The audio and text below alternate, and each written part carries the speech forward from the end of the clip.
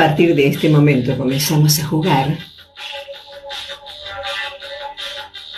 de Taquito y Rabona, edición Copa del Mundo. Con ustedes, su conductor, Gonzalo Vázquez.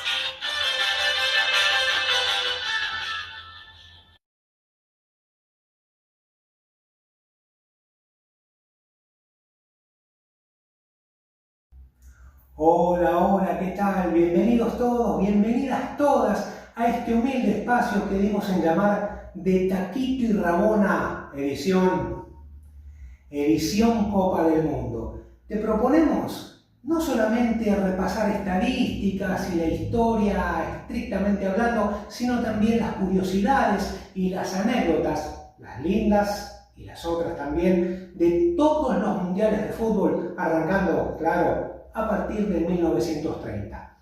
Como primera curiosidad, te cuento que la FIFA, Federación Internacional de Fútbol Asociado, había sido fundada en 1904 por iniciativa de 7 países: Francia, España, Alemania, Dinamarca, Países Bajos, en ese entonces conocido como Holanda, Suecia y Suiza.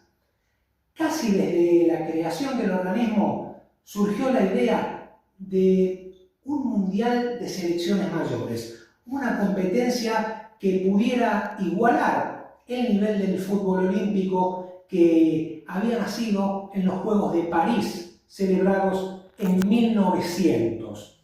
La idea fue adquiriendo repercusión, fue tomando color, dicho en forma coloquial, y fue ganando adeptos a pesar del obstáculo que representó la Primera Guerra Mundial entre 1914 y 1918. Con el correr de los años 20, la repercusión de la idea fue en aumento.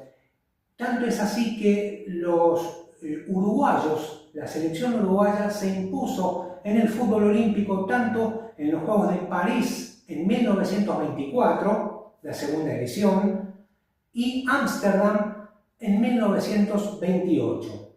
La primera vez se habían impuesto a Suiza por 3-0 y en la segunda fue una doble final que empataron el primer partido 1-1, no hubo tiempo suplementario, y en el segundo encuentro derrotaron 2-1 nada más y nada menos que a Argentina. Un mes después del final de los Juegos Olímpicos, en un congreso extraordinario de la FIFA celebrado precisamente en Ámsterdam, la idea ya fue proyecto.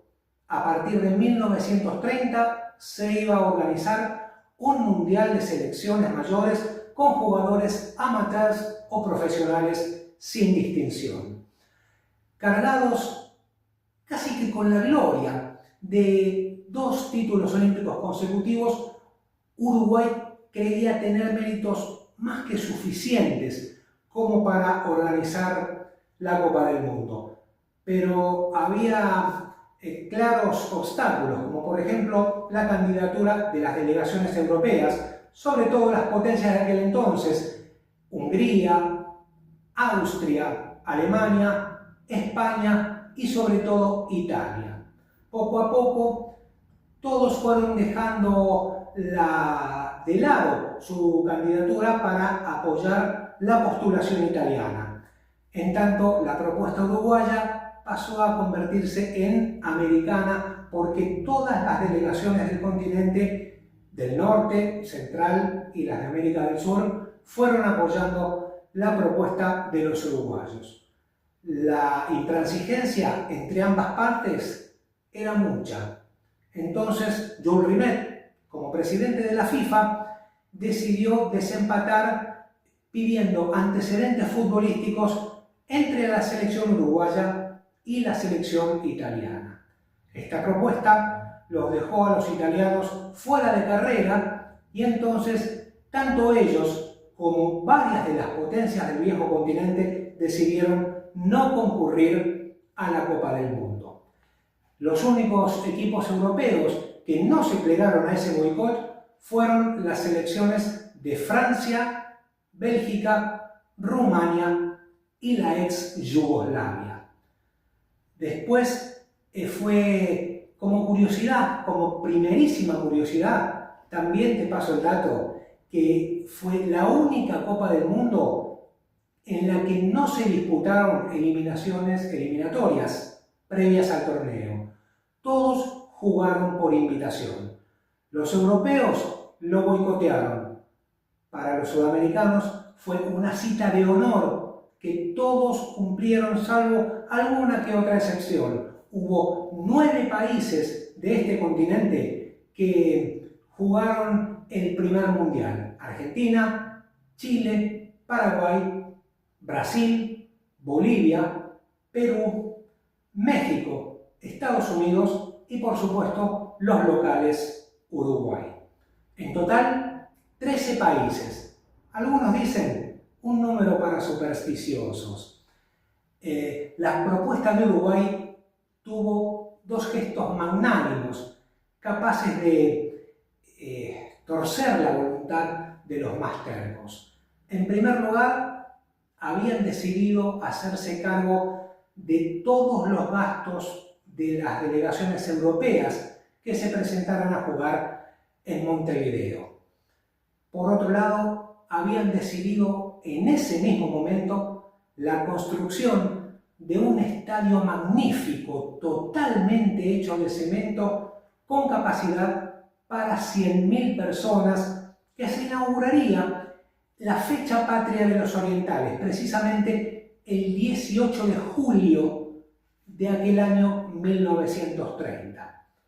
Con todos esos datos a favor, triunfó la propuesta uruguaya y entonces, el 1 de febrero de 1929, comenzó la construcción del Estadio Centenario, hoy, hace ya un buen tiempo, proclamado monumento histórico, así se dice, del fútbol mundial, instalado, enclavado en el hermoso parque de Valle de Ordóñez, en el centro de la ciudad capital uruguaya.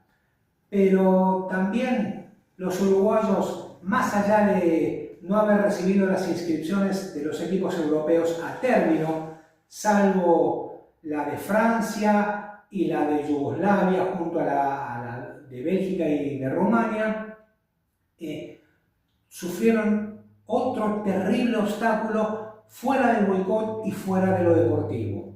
Estoy hablando del Jueves Negro. ¿Qué fue el Jueves Negro? Aquella fecha, en 1929, se desató la más terrible crisis económica mundial que se haya sufrido en el siglo pasado, sobre todo en Estados Unidos.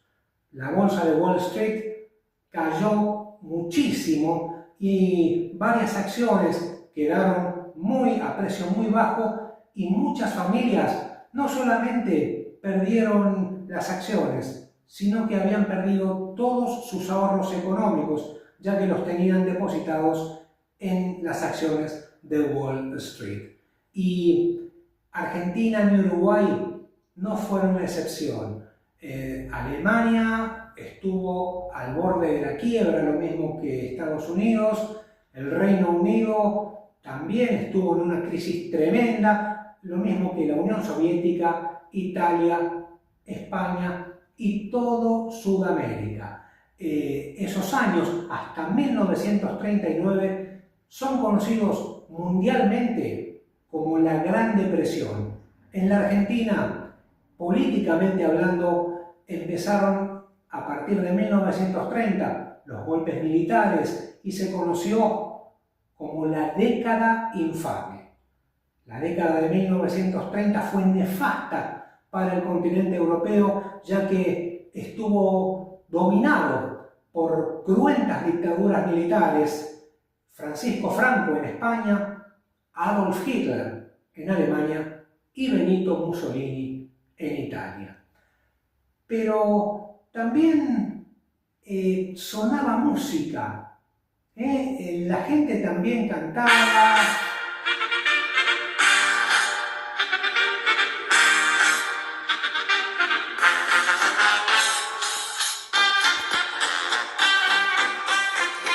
Y esto sonaba, por supuesto, el Charleston a fines de la década del 20 y principios del 30.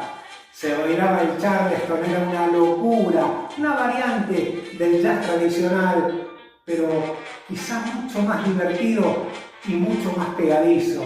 El Charleston dominaba la escena del mundo musicalmente hablando. Pero volviendo al fútbol, los uruguayos proseguían con sus trabajos para la culminación de la construcción de ese formidable estadio que iba a ser, que es actualmente el Centenario enclavado en Montevideo. Fue la única Copa del Mundo que tuvo una sola ciudad sede, que fue la capital uruguaya, y apenas 3 estadios. El ya mencionado Centenario de Montevideo, pero también el viejo estadio de Parque Central, la cancha del Nacional de Montevideo y el estadio de Pocitos, el reducto de Peñarol. Pero bueno, hasta aquí una pequeña gran reseña de la primera Copa del Mundo. Te invito a verlo en diapositivas.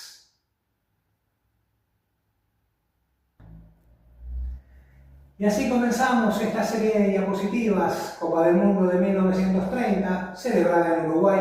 Aquí, Jules Rimet, el legendario presidente de la FIFA y creador de los mundiales de fútbol. Fue por iniciativa de una idea que tuvo de hacer un mundial, un torneo internacional de selecciones mayores. Aquí, Abel Lafleur, el creador de la Copa Jules Rimet. Abajo, precisamente, el trofeo con base cuadrada, original en lapislázuli, pero también tenía cuádruple base, 4 capas de oro entrelazadas, digamos, con 4 capas de plata. La copa mostraba a la diosa Nike, la diosa de la victoria en la mitología clásica, sosteniendo una fuente presumiblemente de oro. Eran doble cara de la diosa Nike. Estaba hecha de plata y enchapada en oro.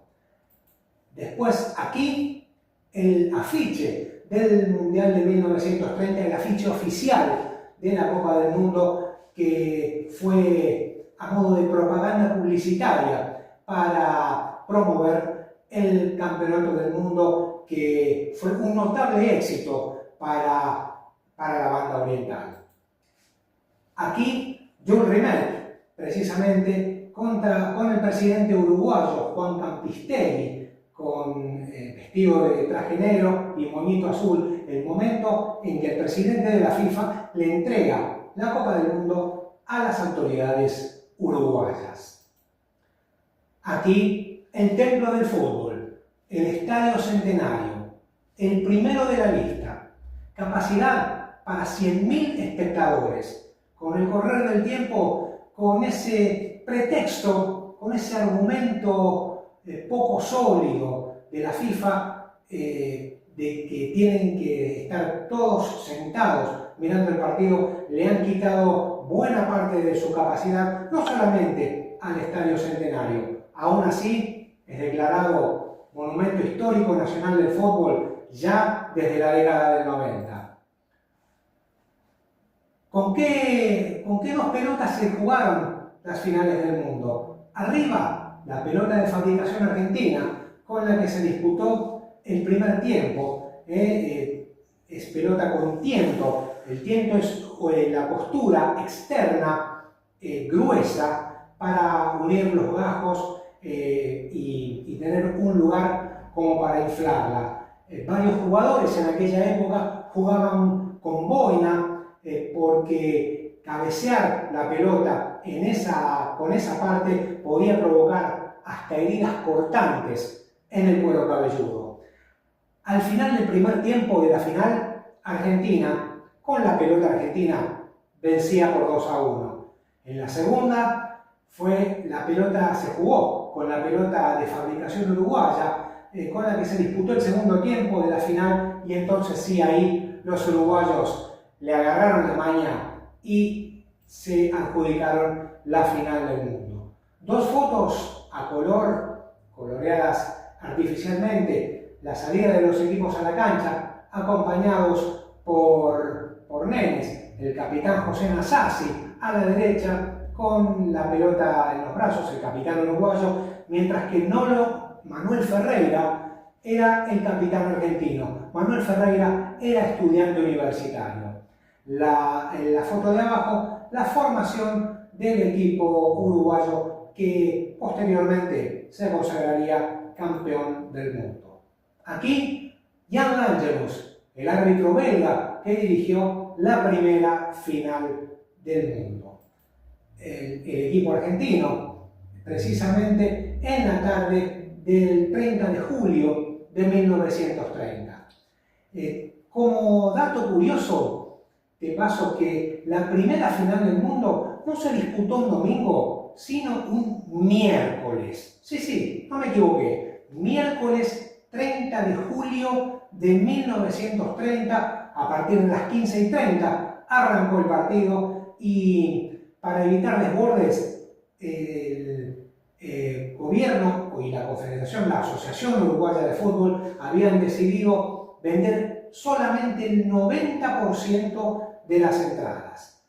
Bueno, comenzó el partido por la tarde, no había en aquel entonces iluminación artificial. A los 12 minutos, esta foto, el gol de Pablo Dorado, la apertura del marcador, Uruguay vencía a Argentina por 1-0. Un poquito más tarde, sigamos con el recorrido del partido en las fotos, ya que no hay filmaciones de buena calidad, dado que se disputó 96 años atrás. Aquí, Carlos Peuchele igualaría para Argentina, promediando la primera parte. A 8 minutos del final de aquel primer tiempo, Guillermo Stabile, el goleador del torneo, pondría el 2-1 para Argentina, precisamente en la etapa que se jugó con el balón de fabricación argentina. En el segundo tiempo, todo fue completamente diferente. A los 10 minutos del complemento, Pedro Cera iguala para Uruguay el partido 2-2. Poco después, Santos Iriarte, desde unos 25 metros, coloca este remate casi al ángulo superior derecho, colocando otra vez a Uruguay en ventaja por 3-2. Ya la garra charrúa se imponía sobre los jugadores argentinos, que entraron desanimados, según se dice, porque los habían amenazado de muerte, sobre todo porque habían visto también soldados y policías con carabinas aparentemente listas por si ganaban el partido. Y sobre el final, sobre la última jugada del partido, un cabezazo de Héctor Castro para poner el resultado final de la primera final del mundo, valga la redundancia. Uruguay derrotó a Argentina por 4-2 y se consagró bicampeón olímpico y campeón mundial. Entonces fue así que los hinchas uruguayos se mezclaron con los jugadores y festejaban mientras veían a su capitán, José Nasazzi, recibir de parte de Jules Rimet la Copa del Mundo por primera vez en la historia. Aquí está precisamente en la foto de arriba José Nasazzi, capitán del equipo uruguayo campeón del mundo, pero también ya era el capitán del bicampeón olímpico que había triunfado en 1924 y en 1928. En la foto de abajo, en blanco y negro, Alberto Supicci, profesor de educación física, que estaba a cargo de la dirección técnica de Uruguay. Se marcaron 70 goles en 18 partidos a un promedio de 3,89 por encuentro.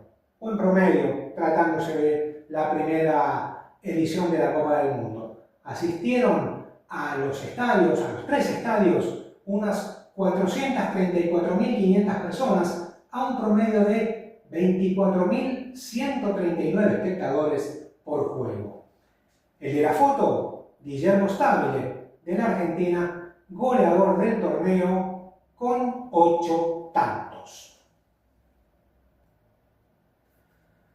Bueno, hasta aquí en diapositivas fue la primera Copa del Mundo, pero estuvo bastante cargada de anécdotas, de relatos, no del todo verídicos y de preguntas que con el correr del tiempo cada vez van a tener respuestas menos concretas. Uno de los protagonistas, el argentino Francisco Barallo, ya fallecido, en aquel momento contaba con 19 años y decía que recibían amenazas de los uruguayos. Uno de sus compañeros, Luis Monti, recibía cartas anónimas que atentaban no contra su vida, sino contra la de su familia. Poco después, o mejor dicho, bastante después, se comprobó que esos anónimos no eran enviados por hinchas uruguayos, sino por dirigentes italianos que estaban interesados en sus servicios futbolísticos, primero para un equipo, la Juventus, y después para la selección azzurra. Y tiempo después de la finalización del primer campeonato del mundo, hubo dirigentes que admitieron que habían recibido dinero proveniente de Italia. Ahora, te dejo una pregunta. Para vos, ¿habrá sido justa la victoria uruguaya? ¿Habrá influido en algo el cambio de pelota de distinta fabricación, jugada con una el primer tiempo y con la otra el segundo? ¿El árbitro habrá sido parcial? ¿Habrán amenazado los militares uruguayos a los jugadores argentinos? Todo eso sin respuesta. Lo cierto es que fue Uruguay el que dio la primera vuelta olímpica con la Copa del Mundo en alto. Y te paso un dato más. La vuelta olímpica no fue inaugurada en 1930. Fue idea precisamente de los uruguayos, pero para eso hay que trasladarse hasta 1924, 6 años atrás. Aquella vez, cuando se colgaron por primera vez una medalla de oro en fútbol, Uruguay derrotó, goleando a Suiza, por 3-0. Una vez que finalizó la premiación, todo el estadio los aplaudió. Entonces, los uruguayos, a modo de agradecimiento, fueron recorriendo el perímetro del campo de juego por fuera, saludando a la gente y devolviendo los sombreros que les tiraban a la cancha. Así nació la clásica Vuelta Olímpica. Y se dice que se habla en las canchas argentinas del alambrado olímpico. Fue precisamente porque un año después de la primera consagración uruguaya en los Juegos de 1924, fue que jugaron en la vieja cancha de Sportivo Barracas, todavía en pie, un amistoso Uruguay y la selección argentina. Y para contener a la multitud hubo que poner en el perímetro del campo de juego, todo a su alrededor, un alambrado. Y como los que jugaban, como los que visitaban la Argentina, eran los campeones olímpicos, por eso el alambrado que cubre la mayoría de los estadios de la primera división y también del ascenso, suelen tener el alambrado olímpico. Espero que te hayan gustado estas historias y curiosidades de las Copas del Mundo. Hoy arrancamos con 1930, por supuesto, la primera edición y algunas anécdotas de las graciosas y de las otras. Te esperamos la próxima semana con la segunda edición de la Copa del Mundo. Ah, me olvidaba. Te leo, me interesaría, mejor dicho, leerte en los comentarios y decirme sobre todo qué te pareció esto de jugar de taquito y rabona. Nos vemos la semana que viene. Chao, chao.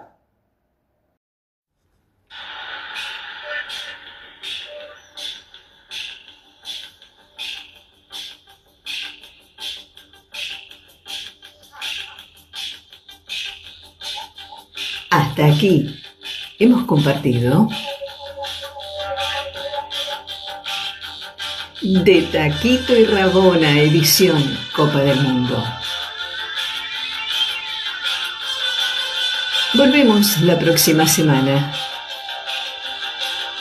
Dale, ponete la camiseta.